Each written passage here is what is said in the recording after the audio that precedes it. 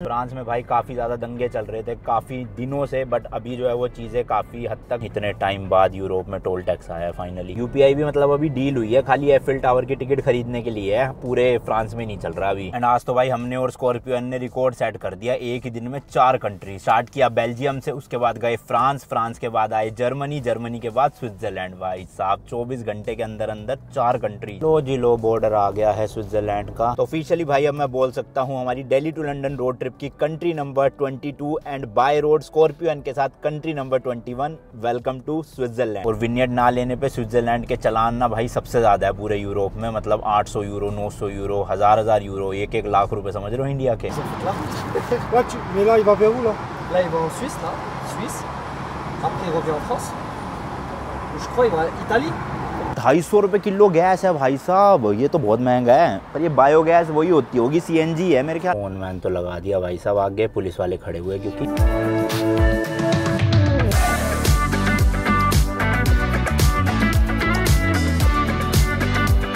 चलो भाई packing वैकिंग done, निकलने के लिए रेडी बिल्कुल। ये भाई हमारा रूम था जिसके लिए हमने 12,600 रुपए पे करे हैं। 2 सिंगल बेड थे, वॉशरूम अच्छा था। लग्जमबर्ग के बिल्कुल सिटी सेंटर से 400-500 मीटर की वॉक पे ही है हमारा होटल, तो इसलिए महंगा है। वैसे लग्जमबर्ग में महंगे ही थे होटल, इससे सस्ता कुछ मिल नहीं रहा था। डोमेट्री मिल रही थी, जो बंक बेड होता है ना हॉस्टल में, 3,700 रुपए का एक बेड, तो वो भी हम 2 बेड लेते तब भी 7-7,500 रुपए पड़ ही जाता। फिर उसमें वॉशरूम भी शेयरिंग वाला होता है, इसमें वॉशरूम पर्सनल है। एंड बाहर का व्यू कुछ इस तरह से भाई, वो देखो मेन स्ट्रीट वहां जाकर आ जाएगी अपनी आगे। 11 बजे का चेकआउट था भाई, आज हम टाइम से उठ भी गए और टाइम से रेडी भी हो गए हैं निकलने के लिए। एग्जैक्ट 11 बज रहे हैं, तो चेकआउट करते हैं नीचे जाके। कल वाला व्लॉग देख लेना भाई, पूरा लग्जमबर्ग मैंने आपको दिखा दिया जितना दिखा सकता था एक दिन में। अभी फिलहाल मैं पार्किंग में जा रहा हूँ, जो 400 मीटर की दूरी पे है, वहाँ से गाड़ी पिक करनी है अपनी और फिर यहाँ पे आके लगेज लोड करेंगे, क्योंकि फालतू में लगेज इतनी दूर लगेड़ के ले जाने का फायदा नहीं है। दिन में 11 बजे तो देख रहे हो पूरा सुनसान सा पड़ा है, बस स्ट्रीट पे गाड़ियाँ ही दिख रही है, लोग तो भाई साहब है ही नहीं। वो एक आंटी खड़ी हुई है और तो कोई भी नहीं है। बाकी एक और नया दिन, एक और नई जर्नी। आज है 1 अगस्त 2023, मैं हूँ अभी लग्जमबर्ग की कैपिटल सिटी लग्जमबर्ग में ही। एंड आप देख रहे हो भाई नमस्ते लंदन रोड ट्रिप का एक और नया episode sponsored by Vox Insight. इस ट्रिप पे हम निकले हुए हैं भाई Delhi to London by road अपनी स्कॉर्पियो एन को लेके 110 दिनों के लिए, जिसमें हम 25 से ज्यादा कंट्रीज ट्रेवल करेंगे एंड 25,000 किलोमीटर गाड़ी चला के पहुंचेंगे लंदन यूके में। बहुत ही एपिक वाली रोड ट्रिप है एंड भाई आपको भी मजा आ रहा है वीडियोस देख के। हम रेगुलर वीडियोस बना रहे हैं, ऐसे ही सपोर्ट बनाए रखना। घर पहुंचने से पहले 3 मिलियन सब्सक्राइबर करने हैं और बाकी लाइक कर देना 50-60,000 70,000 जितने मन करे। ये है भाई वो पार्किंग, इसकी बेसमेंट में खड़ी हुई है गाड़ी, नीचे जाना है। अब ये तो बहुत बड़ी पार्किंग है, मैं खुद ही भूल गया गाड़ी कहाँ खड़ी करी थी। गरीबी तो है भाई नो डाउट इस देश में, इतने सारे होमलेस लोग दिखे मुझे कल भी आज भी।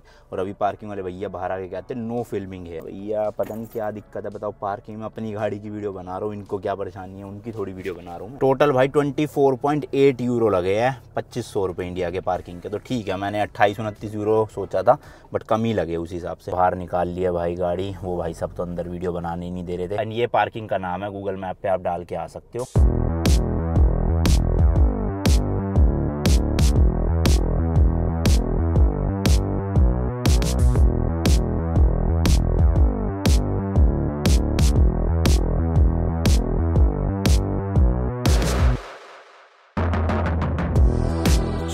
पार्क कर दी है, पार्क तो नहीं कह सकते क्योंकि यहाँ अलाउड नहीं है, बस सामान ही हमें रखना है जल्दी जल्दी। पार्क कर भी गए गलती से तो भाई पुलिस वाले उठा के ले जाएंगे। ये सामने अपना होटल है, लगेज लेता हूँ यहाँ से जल्दी जल्दी लोड करके कट लेता हूँ। फिर इनका ही एक लगेज रूम बना हुआ है भाई, वहीं पे ही सामान रखवा दिया था और गाड़ी लेने चला गया था। Thank you.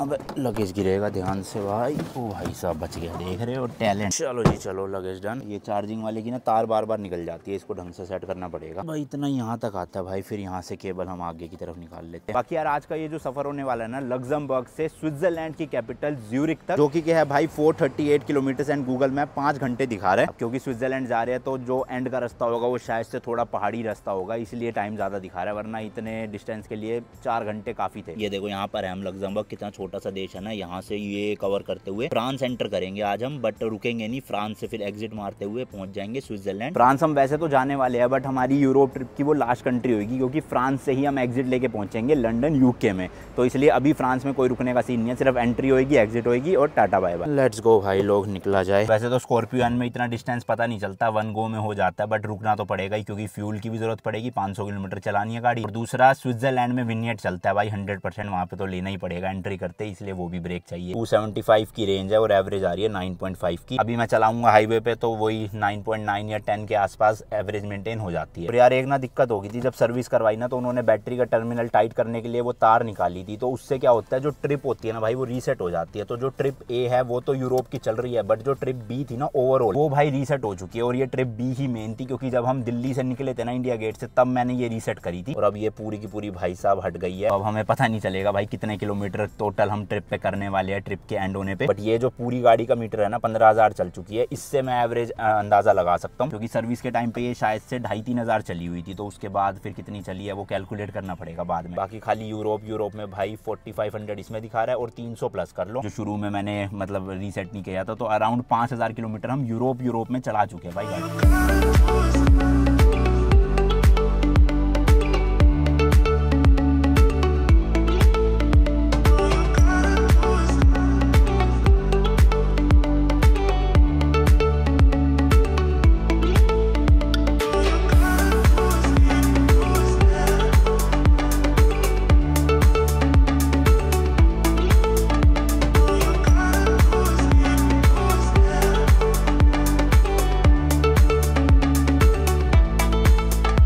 हार्डली भाई 30-40 किलोमीटर ही चले थे और फाइनली बॉर्डर जो है वो आ गया है। अब हम एंटर करने वाले हैं फ्रांस में। अब इसको वैसे हम अपनी एक अलग कंट्री नहीं मानेंगे, क्योंकि फ्रांस हम एंड में जाने वाले हैं, लास्ट देश होने वाला है, तो इस बार नहीं गिन रहे, हम सीधा स्विट्जरलैंड ही गिनेंगे। लो जी लो, बॉर्डर आ गया है। राइट साइड में आप बोर्ड देख सकते हो, छोटा सा लिखा हुआ है फ्रांस और साथ में 7-8 सितारे। फ्रांस में भाई काफी ज्यादा दंगे चल रहे थे काफी दिनों से, बट अभी जो है वो चीजें काफी हद तक सेटल डाउन हो चुकी है। स्पेशली पेरिस में अब इतनी दिक्कत नहीं है, और हमें तो मेजर स्टे जो है वो पेरिस में ही रहेगा, तो इतनी दिक्कत नहीं है। वैसे फ्रांस बहुत बड़ा है भाई साहब, अभी तो हम बाहर से ही निकल के जा रहे हैं, तब भी आप समझ लो 2.5 से 3 घंटे हमें ड्राइव करनी है खाली फ्रांस में ही, 200-250 किलोमीटर के ऊपर। अब अंदर अगर हम जाएंगे सिटी में तो सोच लो कितना लंबा होगा। जब इटली से हमारी पेरिस तक की ड्राइव होगी ना, वो इस पूरी ट्रिप की सबसे लंबी ड्राइव होने वाली है, लगभग 800-900 किलोमीटर के आसपास, और वही 9-10 घंटे लगेंगे। तो उस दिन हमें भाई जल्दी निकलना पड़ेगा सुबह सुबह। सामने देखो भाई बोर्ड आ चुका है पेरिस का, बट हमें पेरिस जाना नहीं है फिलहाल। हम फ्रांस की सड़कों पे ही खाली अपनी गाड़ी चलाने वाले हैं, उसके बाद एग्जिट ले लेंगे स्विट्जरलैंड के लिए।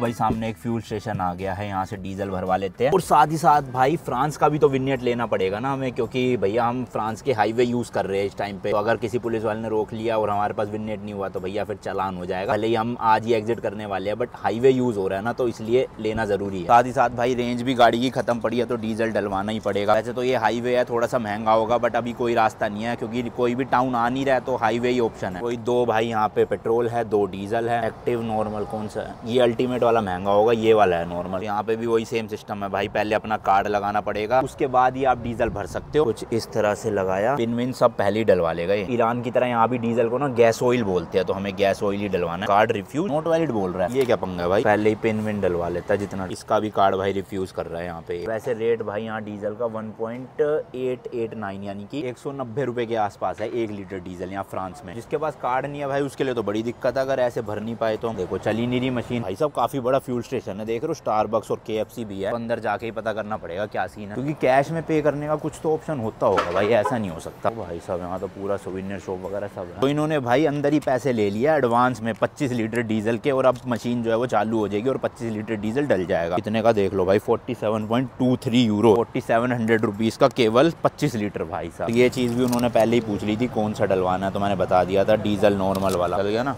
Very good. ये जो नंबर लिखा हुआ है ना, ये बताना पड़ता है अंदर की कौन से वाले फ्यूल स्टेशन पे गाड़ी खड़ी है। जैसे हमारा 7 नंबर था, टोटल 25 लीटर ही डलेगा, अपने आप मशीन जो है वो ऑटो कट हो जाएगी। तो जी लो कट लग गया है अपने आप 25 लीटर डलते ही। वैसे तो 15-20 लीटर होगा भी गाड़ी में, और 25 लीटर और डलवा लिया तो 40-50 लीटर में तो गाड़ी पहुंच ही जाएगी स्विट्जरलैंड तक। यहाँ पार्किंग में लगा देता हूँ भाई, और उसके बाद विग्नेट भी लेना है। अभी तो कुछ खाने का भी देख लेता हूँ भाई, भूख लग रही है, खाया नहीं हुआ सुबह से। खाने का तो यार कोई ढंग का मिल नहीं रहा, ये सैलेड वैलेड ही है जो मेरा अभी खाने का मन नहीं है बिल्कुल भी। बाकी सैंडविचेस भी है, बट ये सारे वही है नॉन वेज वाले, बीफ वाले। ये सही है भाई, यहाँ पे ना सैलेड का काउंटर मिल गया, उसमें है पास्ता भी। तो जितना आप भर के ले जाओगे उतने ही पे करने हैं आपको। यहीं पे भाई ढक्कन भी दे रखे हैं। लेट्स गो भाई। और बिलिंग होएगी कितना है पर 100 ग्राम 2.1 यूरो, यानी कि 210 रुपये का 100 ग्राम। अभी जितना भी ग्राम होगा उतना मेरे से ले लेंगे। 7 यूरोज़ का बना मेरा टोटल ये, यानी कि 700 रुपये बस। होपफुली टेस्ट अच्छा होगा, टेस्ट अच्छा नहीं हुआ तो पैसे भी बर्बाद जाएंगे फालतू के। वैसे दिखने में तो अच्छा सा लग रहा है, वेजिटेरियन भी है।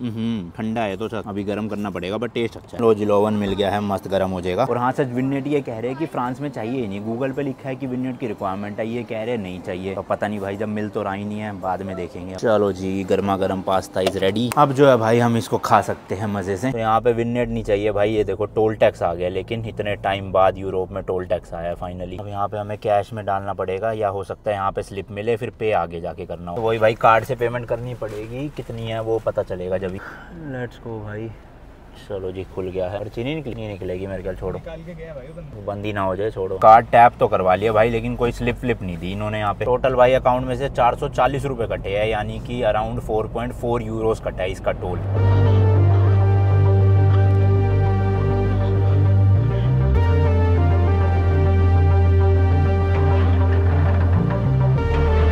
पंद्रह 20 किलोमीटर के बाद वापस से एक और टोल टैक्स आ गया है। पहले भाई 440 रुपये ले चुके हैं, और पैसे ना मांग ले यहाँ पे। फोन मैन तो लगा दिया भाई साहब, आगे पुलिस वाले खड़े हुए क्योंकि है कि पता नहीं क्या है।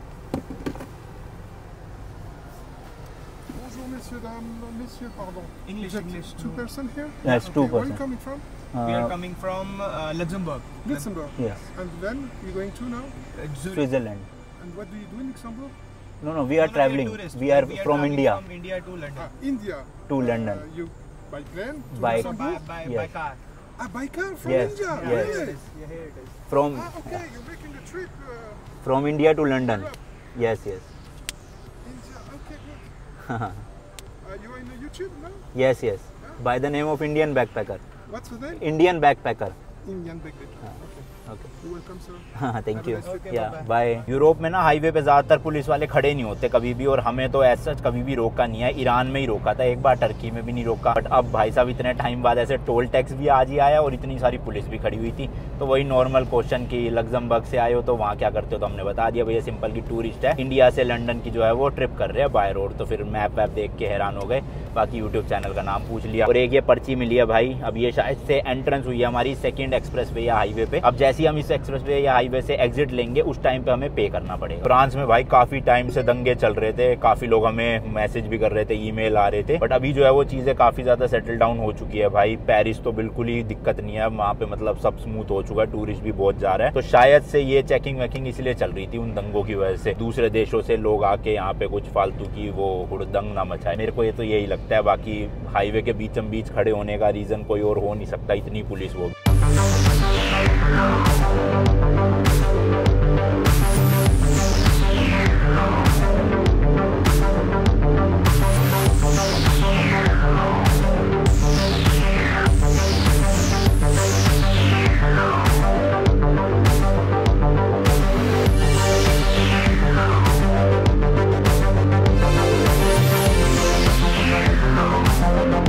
चलो जी चलो, जो पर्ची मिली थी अब वो यहाँ पे दिखानी है, टोल टैक्स में दिखानी, मतलब वो डालनी है मशीन में, और फिर पेमेंट करके निकल लेंगे। यहाँ के टोल पे भी ना ऊपर बना होता है कि कहाँ पे कार्ड चलेगा, कहाँ पे खाली कैश चलेगा। तो हमारे पास तो दोनों ही है भाई, कार्ड और कैश कहीं पे भी लग जाएंगे। पहले उस वाली लाइन में घुसे थे, बट वो बंद है, खराब पड़ी होगी मशीन, तो सबके सब इधर डाइवर्ट हो गए। साथ में ये छोटी गाड़ियों के लिए अलग से ये लगा रखे है, ताकि बड़ा ट्रक कोई ना घुसे इस वाली लेन में। इनका अटक गया भाई, खुल ही नहीं रहा था, अब खुला। पर्ची डालो पहले। 9.90 यूरो। कितना? 9.9। ओ भाई साहब, 2.9 यूरो, मतलब कि भाई 1000 रुपये, 440 वहाँ भरे, 1000 यहाँ, 1440 रुपये भरे हैं। जिन भी कंट्रीज ने ये विनेट लगा रखा है ना भाई, सबसे बेस्ट है। एक बार पे कर दो 15 दिन, 20 दिन, 30 दिन के लिए, उसके बाद छुट्टी, कोई टोल टैक्स नहीं। वरना तो ऐसे टोल टैक्स भर भर के ही, मतलब देख लो अब कितने, 1400 रुपये तो हम ऑलरेडी भर ही चुके हैं, और इतने ही 13-14 यूरो का विनेट भी आ जाता अगर जिन जैसे मतलब पिछले देशों में कुछ। और ये तो अभी हम फ्रांस में 150 से 200 किलोमीटर चले हैं सिर्फ, तब 1400 रुपये भर दिया हमने टोल टैक्स। अगर पेरिस जहाँ पे भाई साहब 800 किलोमीटर चलना है हमें उस दिन, कितना ही टोल टैक्स आ जाएगा। विनेट लाओ फ्रांस वालों, यहाँ पे यूपीआई तो चालू कर दिया, विनेट और ले आओ। यूपीआई भी मतलब अभी डील हुई है, खाली एफिल टावर की टिकट खरीदने के लिए है, पूरे फ्रांस में नहीं चल रहा अभी। तो जाएंगे हम, जब देखेंगे आपको भी बताऊंगा क्या सीन है यूपीआई का।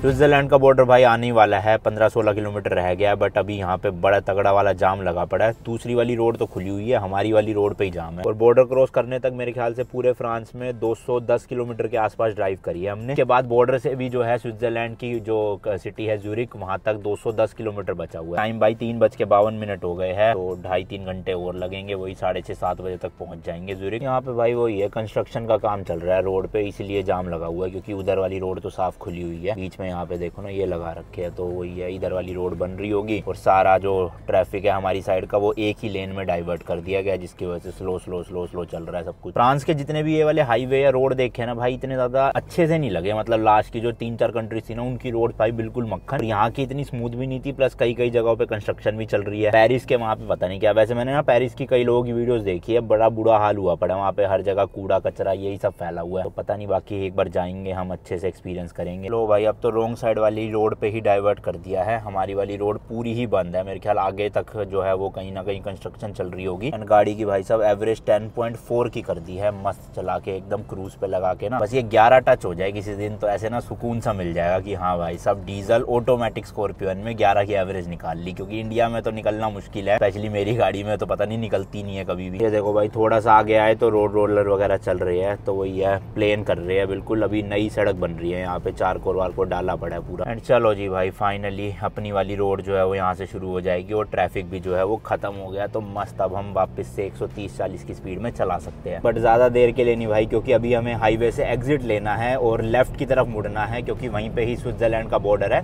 मतलब मुड़ना लेफ्ट की तरफ है, बट एग्जिट राइट से लेना पड़ेगा, फिर वो गोल घूम के जो है वो लेफ्ट में मुड़ेगा। ये लो जी, ये स्ट्रेट वाला हाईवे पेरिस की तरफ जा रहा है, और हमने यहाँ से जो है अब टर्न लेके जाना है स्विट्जरलैंड की तरफ।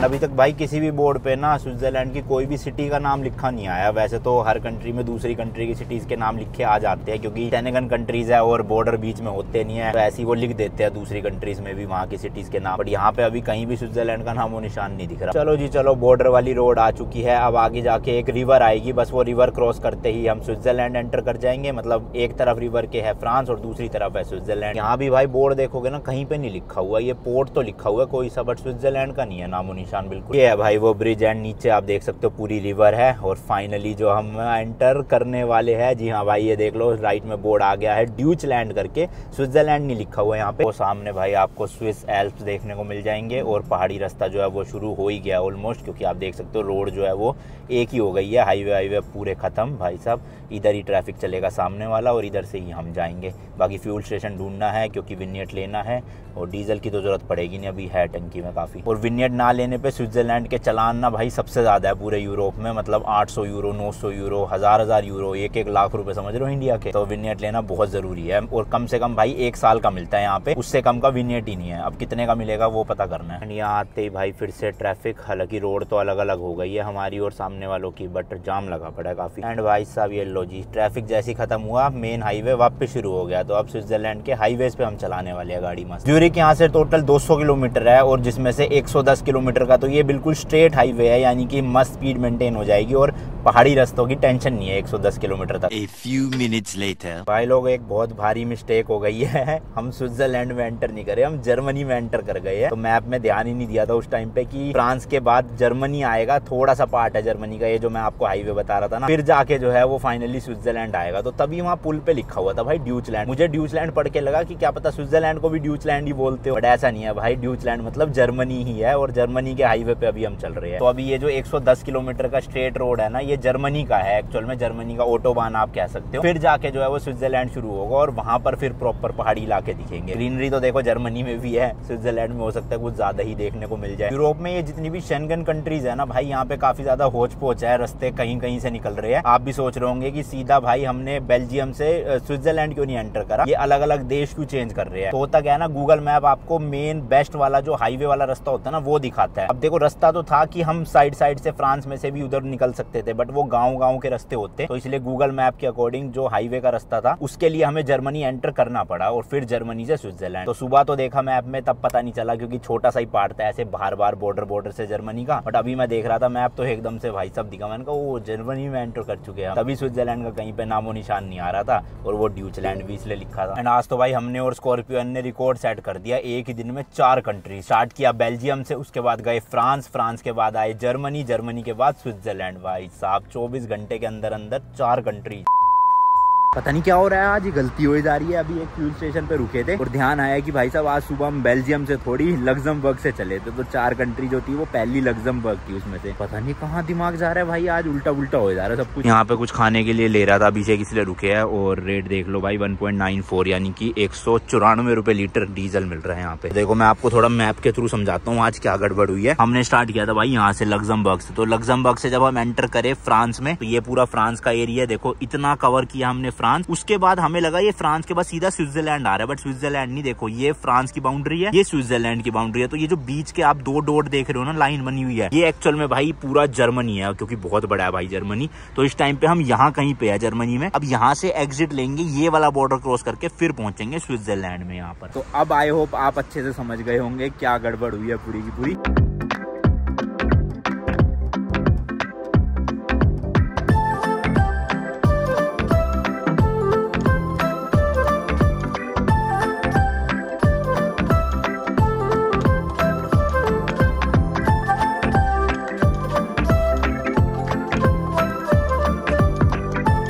और गुड न्यूज दूं भाई, वापस से अब हम जर्मनी एग्जिट लेके फ्रांस एंटर करने वाले हैं। फिर फ्रांस से जो है फाइनली स्विट्जरलैंड एंटर करेंगे। मतलब भाई साहब कितनी बार कंट्री चेंज कर रहे हैं, इधर उधर। लो भाई हाईवे से एग्जिट कर लिया है राइट की तरफ। यहाँ पर नीचे वही राइन रिवर है, RHINE, और उसके ऊपर से जो ब्रिज जा रहा है वो क्रॉस करके हम पहुंचेंगे फ्रांस। सेम रिवर को ही क्रॉस किया था हमने फ्रांस से जर्मनी आने में, अब वापस से जर्मनी से फ्रांस जाने में भी। यहाँ बोर्ड नहीं आया भाई फ्रांस का कहीं पे भी, उधर तो ड्यूचलैंड का आया था ना, ये शायद से ग्रैंड कैनाल ना, बोर्ड नहीं आया भाई, लेकिन हम एंटर कर चुके हैं। ओ भाई साहब देख रहे हो कितना पानी है, मस्त एकदम साफ सुथरा। 113 किलोमीटर का अभी और रास्ता बचा हुआ है ज्यूरिख तक, और जो मेरे ख्याल स्विट्जरलैंड बॉर्डर है वो 30-40 होगा किलोमीटर यहाँ से। बट भाई नज़ारे बहुत खूबसूरत आगे देख रहे हो, दूर दूर तक ऐसे पूरी हरियाली ही हरियाली। हालांकि रोड वही सिंगल वाली शुरू हो गई है, उधर से भी ट्रैफिक आ रहा है, हम इधर से जा रहे हैं। सामने भाई बादल भी बहुत सारे काले काले दिख रहे हैं, बीच बीच में आई है 2-3 बार बारिश, बट अभी तो फिलहाल इधर की तरफ साफ है, सामने की तरफ काले बादल है। तो मेरे को लग रहा है स्विट्जरलैंड में भाई बारिश होगी। स्विट्जरलैंड एज अ कंट्री ही ना भाई बहुत सुंदर है, मतलब काफी सारी सिटीज है वहाँ पे सुंदर सुंदर सी, और पूरा एक्सप्लोर अगर आपको करना है स्विट्जरलैंड को तो कम से कम भाई 10 से 11 दिन देने पड़ेंगे। बट हमारे पास भाई वीजा की शॉर्टेज की वजह से सिर्फ और सिर्फ 3 दिन ही है स्विट्जरलैंड में। एक दिन उसमें से भी हमें लिंचस्टेन जाना है, जो एक अलग से कंट्री है छोटी सी, तो इसलिए ज्यादा तो नहीं घूम पाएंगे, एक ही सिटी घूम पाएंगे ज्यूरिख, वो आपको अच्छे से दिखा देंगे। फिर कभी आएंगे आगे स्विट्जरलैंड तो मैं अच्छे से आऊंगा 10-15 दिनों के लिए, और सारी फिर बचा हुआ एरिया दिखा के जाऊंगा। अभी भाई हम फ्रांस में ही है, और गूगल मैप ने पता नहीं किस छोटे से गाँव के अंदर से डाइवर्ट कर दिया है। तो ये फ्रांस का छोटा टाउन या गांव जो मर्जी आप कह लो, पर घर भाई सुंदर सुंदर बने हुए मस्त एकदम से देखना, और रोड भी यहाँ की काफ़ी अच्छी है अंदर ही अंदर। लो जी लो, बॉर्डर आ गया है स्विट्जरलैंड का, यहीं कहीं पे ही बोर्ड भी लगा आ जाना चाहिए, क्योंकि हम एंटर करने वाले हैं फाइनली। बताओ 2 बार बोल चुका आपको, और अब जाके जो है वो एंट्री होगी हमारी। यही है भाई, झंडा भी देख सकते हो आप ऊपर स्विट्जरलैंड का, और इन्होंने कुछ तो टर्मिनल बना रखा है, क्या गलत घुस गए हम, लग रहा है स्ट्रेट ही जाना था। पार्किंग के लिए था भाई ये कट, बट हमें तो पार्किंग में जाना नहीं है, इसलिए अब यहाँ से एग्जिट कर देंगे। इनको बोलना पड़ेगा नो पार्किंग। ये हमारे जो सामने गाड़ी जा रही है ना लेफ्ट से, ये भी गलती से घुस गई थी देखो, तो इसने भी मना कर दिया और निकल गए हमारी तरह भाई। चलो भाई सामने देख सकते हो आप बोर्ड भी आ गया है बर्न और ज्यूरिक का, एंड फाइनली एंटर कर लिया भाई हमने स्विट्जरलैंड। तो ऑफिशियली भाई अब मैं बोल सकता हूँ हमारी Delhi to London road trip की country number 22 and by road Scorpio N के साथ country number 21, welcome to Switzerland. और बल्ले बल्ले भाई स्विट्जरलैंड में एंट्री कर ली। मतलब हम इंडिया में खजियार वगैरह जाते थे ना, वहाँ पर उन जगहों को मिनी स्विट्जरलैंड बोला जाता था, और आज साक्षात हम स्विट्जरलैंड में आ गए, वो भी अपनी महिंद्रा स्कॉर्पियो एन लेके इंडिया से। भाई भाई ओए होए।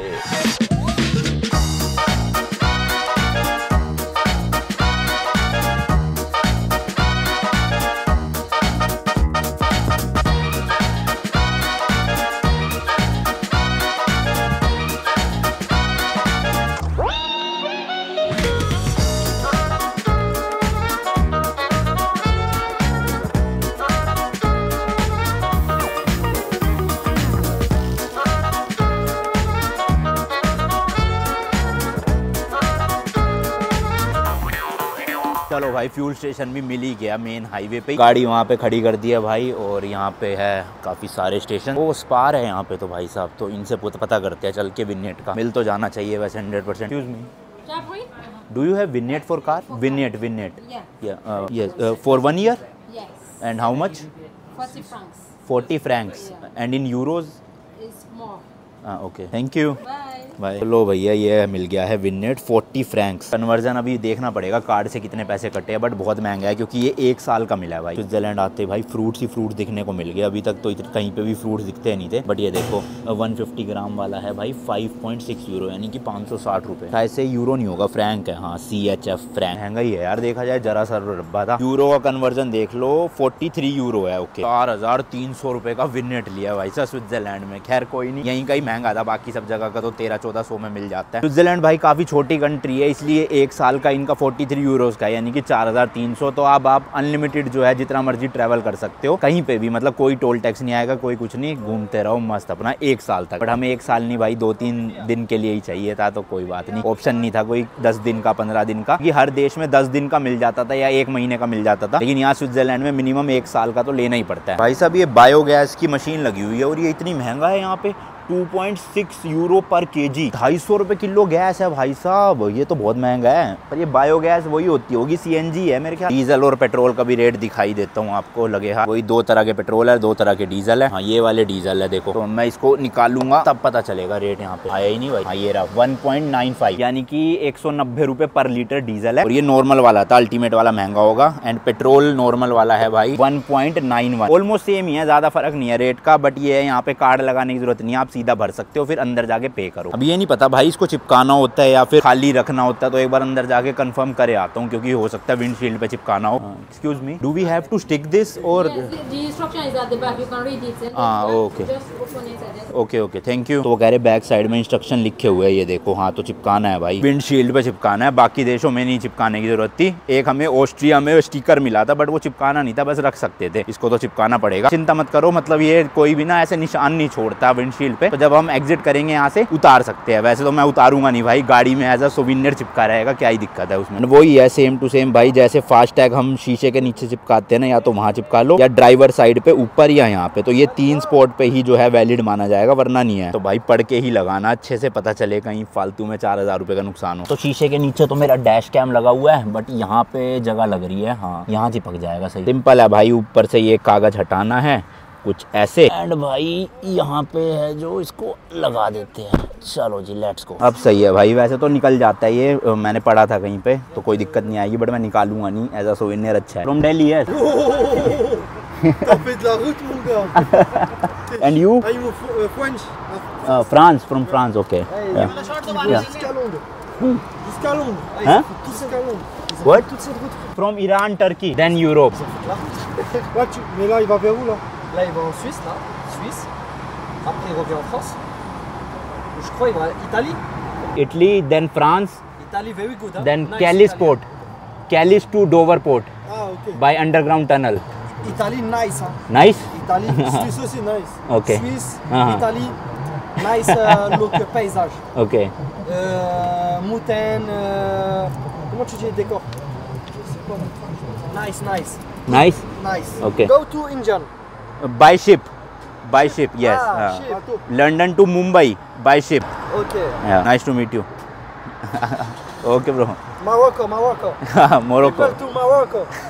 एंड अपने मैप के अकॉर्डिंग भाई हम पहुंच चुके हैं यहाँ पे स्विट्जरलैंड में। अब कितना ही बचा है भाई, लिंचेस्टीन बचा हुआ है और इटली बचा हुआ है, फ्रांस बचा हुआ है। फ्रांस से फिर हम कैलिस पोर्ट है एक जगह, वहां से अंडरग्राउंड टनल लेंगे, ये शिप नहीं ले रहे, और पहुंच जाएंगे लंदन के डोवर पोर्ट। पोर्ट नहीं मतलब सिटी में। तो मजेदार भाई, 3-4 देश ही रह गए हैं। अच्छा सच, यूके के बाद हम आयरलैंड भी जाने वाले हैं, तो एक देश वो सही है। Crazy. Okay bro, bye bye bye bye. Experience good. Thank you bye. And Switzerland में हमने अपना होटल जो है वो बुक कर दिया है। होटल नहीं, एक्चुअल में अपार्टमेंट बुक करा है 3 नाइट्स के लिए। अराउंड कितना 33 का 34,000 का पड़ा है। तो ठीक है, स्विट्जरलैंड के हिसाब से हर जगह हम वैसे भी 10-11 हज़ार तो दे ही रहे थे। यहाँ पे प्रॉपर अपार्टमेंट मिल है, हालांकि 1 BHK ही, बट 2 अलग अलग बेड है। तो मैं जाके दिखाता हूँ, चलो फटाफट, थोड़ा ही रास्ता बचा है। डायरेक्ट अपार्टमेंट की लोकेशन डाल ली है, 73 किलोमीटर बचा है एंड 46 मिनट। मुझे लगा था स्विट्जरलैंड में एंटर करते ही पहाड़ी इलाका आएगा, बट है नहीं ऐसा, क्योंकि इतना डिस्टेंस इतने कम टाइम में हाईवे से ही पॉसिबल है, इसलिए हाईवे ही होगा भाई।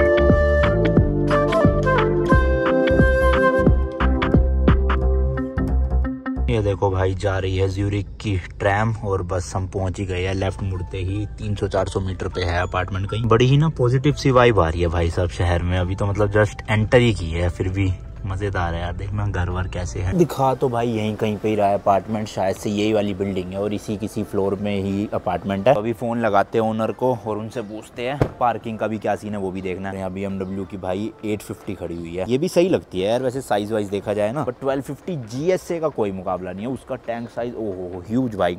बस अब जरा घर का लोन वोन उतर जाए, सबसे पहली चीज़ BMW लेनी है अपनी वापस। ये है भाई जो हमने बुक करा है। बाकी चेक इन टाइम जो है वो 3 बजे है दोपहर का और शाम के 6 बजे तक। और अगर लेट चेक इन करते हो तो 6 बजे शाम से अगले दिन सुबह के 10 बजे तक। जो ओनर है उन्होंने डिटेल्स भेज दी है बुकिंग के उसमें। अब यहाँ से जो भी है हमें कोड वोड डालना है, तो अभी कोड आपको नहीं दिखा सकते। लो जी, डालते ही खुल गया ये तिजोरी और इसमें से निकल गई है चाबी। Let's go. तो अभी यहाँ से सामान वगैरह निकाल लेते हैं सारा कुछ और फिर कहीं पार्किंग ढूंढ के अपनी गाड़ी को भी खड़ी कर आएंगे। और इन भाई साहब ने देखो अपनी गाड़ी में क्या कर रखा है भाई साहब, पूरा स्प्रे पेंट से करा हुआ है। उधर से भाई इधर लगा लिया है सामान उतारने के लिए, क्योंकि वहाँ भी पार्किंग तो अलाउड थी नहीं वैसे भी। यहाँ पे 2 मिनट के लिए फटाफट सामान उतार के फिर गाड़ी खड़ी कर आएंगे। आज भाई बैग भी चेंज करना है मुझे, तो सारे ही बैग निकाल लेता हूँ, क्योंकि इस वाले के व्हील अच्छे से चल नहीं रहे हैं। इसमें सामान डालना पड़ेगा मुझे सारा। अंदर से भाई कुछ इस तरह का है, लिफ्ट लगी हुई है, शुक्र है, क्योंकि भाई 4थी मंजिल पे है अपना जो अपार्टमेंट है। इतना सारा सामान सीढ़ियों पे ले जाने तो भैया ना, मैं तो वापस चला जाता, मेरे को नहीं जाना भाई।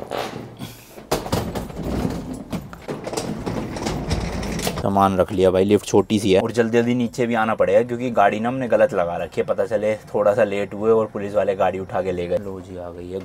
निकलते ही पहला रूम है 424। ये है भाई रूम, देख लो। 2 सिंगल बेड लगे हुए हैं यहाँ पे। किचन है, छोटी सी टीवी है, डाइनिंग टेबल है एंड बिल्कुल ही छत पे भाई सीढ़ियाँ बनी हुई है। ये देखो, सीढ़ियाँ नहीं होगी वैसे, कुछ तो बना रखा है, बट बिल्कुल जरा सा रूम है। AC वेसी कुछ नहीं है भाई, बस एक ये पंखा दे रखा है इन्होंने। वैसे बाहर का टेम्परेचर तो ठीक है, 20 डिग्री हो रहा है और रात को भी ठंडा ही होना चाहिए, बट स्टिल भाई हवा तो चाहिए होती है कभी कभी। वैसे तो इसको 1 BHK भी नहीं बोल सकते, इतना पिद्दा सा रूम है भाई साहब। काय का अपार्टमेंट है ये। होटल के रूम भी इससे बड़े होते हैं, बट ये है कम से कम किचन है तो कुछ बना भी सकते हैं इंडक्शन में। और यहाँ बर्तन वर्तन धो लो, इसी का सुख है बस भाई। चलो ये विंडो है भाई, इसमें से थोड़ी हवा आएगी तो बढ़िया रहेगा। अभी पहले फटाफट से जाते हैं और गाड़ी रख जाते हैं। एंड स्विट्जरलैंड में भाई गाड़ी का नंबर देख लो, इस तरह से है। ये इनका फ्लैग है, जो प्लस वाला सिंबल आप देख रहे हो ना, लाल कलर का। लो जी लो, मिल गई है पार्किंग। बेसमेंट वाली है, काफी बड़ी है, तो गाड़ी भी जाने में कोई दिक्कत नहीं होगी, हाइट वाइट की मस्त एकदम। भाई टिकट तो कोई भी निकली नहीं, ना कोई फाटक लगा हुआ था, तो पता नहीं अब क्या सीन है। यहाँ पे ये रिजर्व वालों की लग रही है मुझे पार्किंग। इन भाई साहब से पूछते जा रहे हैं क्या कहते हैं।